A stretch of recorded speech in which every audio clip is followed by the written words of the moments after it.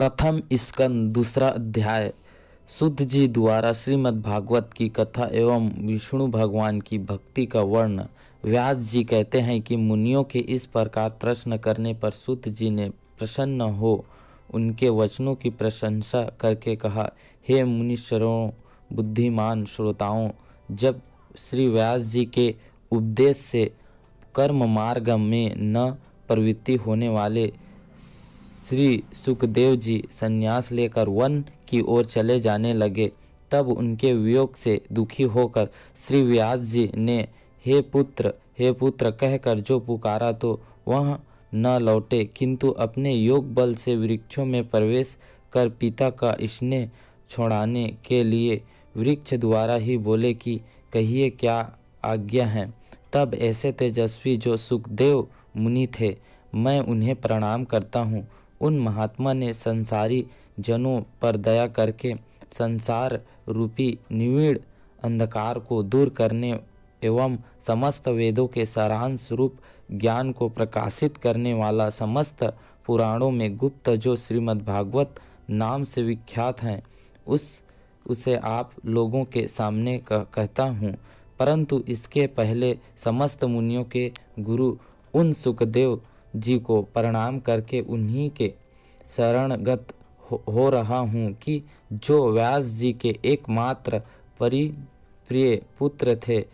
फिर नरों में उत्तम श्री नारायण जी को और सरस्वती तथा व्यास जी को प्रणाम करके श्रीमद् भागवत शास्त्र का वर्ण करता हूँ। हे मुनियों, आप लोग ने यह लोक का कल्याण करने वाला बड़ा उत्तम प्रश्न मुझसे पूछा है। श्री कृष्ण जी के संबंध में किए हुए यह प्रश्न चित्त को प्रसन्न करने वाला और विष्णु भगवान में भक्ति उत्पन्न करने वाला है।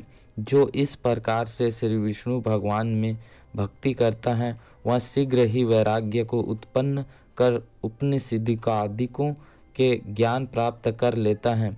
उत्तम कर्मों में कठिन से कठिन परिश्रम करके भी यदि विष्णु की कथा में प्रेम न उत्पन्न हुआ तो उसका जन्म लेना व्यर्थ है और उनसे व्यर्थ ही परिश्रम किया। धर्म के फल को अर्थ मानना अनुचित है, क्योंकि धर्म उत्तम है और अर्थ निष्कृष्ट। इंद्रियों का प्रसन्न होना काम का फल नहीं है, किंतु जितने से जीविका चल सके उतने ही फल को अपने काम का फल जानना चाहिए। जीवन का उत्तम फल यही है कि मनुष्य तत्ववेता होवे। अद्वैत ज्ञान को ही तत्वज्ञानी लोग तत्व कहते हैं और उसी को उपनिषदों में ब्रह्म कहा गया है।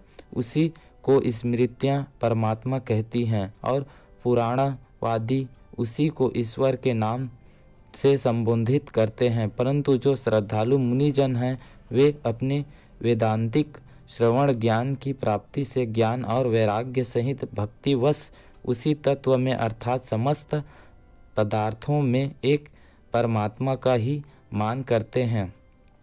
दिव्य ज्योतमो अपने वर्णाश्रम धर्म के अनुसार धर्म पूर्वक किया हुआ धर्म का फल विष्णु का प्रसन्न होना है। अतः देवताओं के स्वामी विष्णु को सावधान मन से जपना और उनकी पवित्र लीलाओं को कहना और सुनना चाहिए। इस प्रकार ध्यान और पूजन करते हुए बड़े बड़े संकट कट जाते हैं। उनके ध्यान रूपी तलवार से युक्त विवेक पुरुषों के लिए संसार में कुछ भी दुर्लभ नहीं है। तब भला ऐसा कौन है जो उन विष्णु जी की कथा में मन न लगावे। हे ब्राह्मणों, निष्पाप पुरुषों को तीर्थ सेवन तथा संतानों की सेवा में धर्म श्रद्धा होती है और श्रद्धा से विष्णु के चरित्रों को सुनने की इच्छा होती है तथा इस प्रकार विष्णु की कथा में उनका दृढ़ प्रेम हो जाता है। फिर तो इस प्रकार भगवान के चरित्रों को कहते सुनते और पुण्य संचय करते हैं। उनके हृदय में श्री कृष्ण जी सर्वदा के लिए बस जाते हैं। फिर उनके कामादिक वासनाएं नहीं सताती। भगवत भक्ति एवं भगवत शास्त्र की सेवा में निष्पाप उत्तम यश वाले श्री विष्णु में अचल भक्ति प्राप्त कर लेते हैं, क्योंकि फिर उनके चित्त में रजोगुण और तमोगुण से उत्पन्न काम, क्रोध और लोभदायक विचार नहीं रहते और वे सर्वदा सत्व गुण में स्थिर होकर प्रसन्न रहते हैं। श्री विष्णु जी की भक्ति और श्री विष्णु जी का ज्ञान मनुष्य को मुक्ति और प्रसन्नता देने वाला है। क्यों न हो, परमात्मा का साक्षात्कार करना ही अहंकार का नाशक है।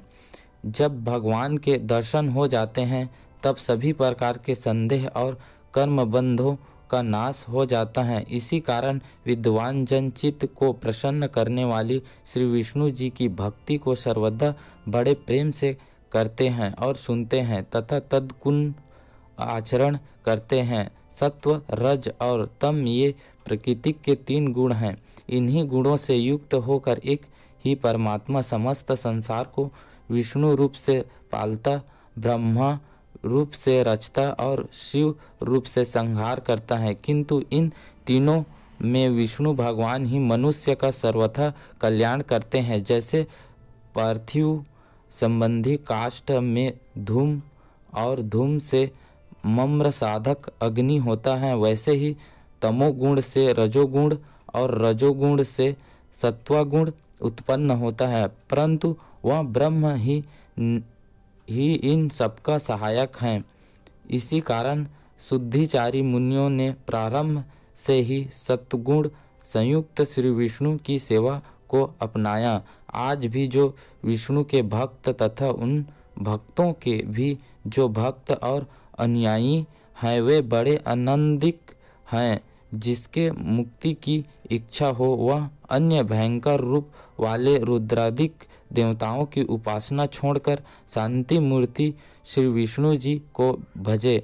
परंतु जो मोक्ष के प्रेमी नहीं हैं वे रजोगुणी और तमोगुणी ऐश्वर्य और संतानों के इच्छुक मनुष्य अनन्य पितर, भूत और शिवादिक देवताओं की पूजा करते हैं, किंतु वे विष्णु जी की ही आराधना को श्रेष्ठ बतलाते हैं तथा इस नियम से भी और यज्ञादिक जितने भी कर्म कांड होते हैं वास्तव में वे विष्णु जी को ही बोध कराते हैं। धर्मशास्त्रों की गति, ज्ञान और सर्वाधिक फल विष्णु की आराधना के ही घोतक हैं, क्योंकि पूर्व काल में सबसे पहले श्री विष्णु ने ही अपनी गुणवती माया के बल से इस संसार की रचना की थी। वे विष्णु स्वयं निर्गुण हैं, परंतु वे अपनी बढ़ी हुई चैतन्य शक्ति और योग माया से उत्पन्न गुणों में प्रवेश कर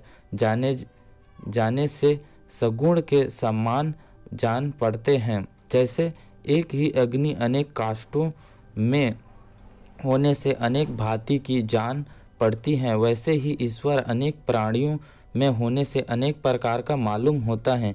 इस प्रकार ये विष्णु अपने बनाए हुए प्राणियों में प्रवेश कर सूक्ष्म भूत इंद्रियां और मन आदि गुणमयी भावों से उनके गुण अर्थात शब्द, स्पर्श, रूप से रस तथा गंधादिकों का भोग करते हैं। ये विष्णु जी अपनी योग माया से लीला हेतु अपने अनुरागियों को सुख देने के हेतु देवता, पशु, पक्षी और मनुष्यादिकों में अवतार लेते हैं।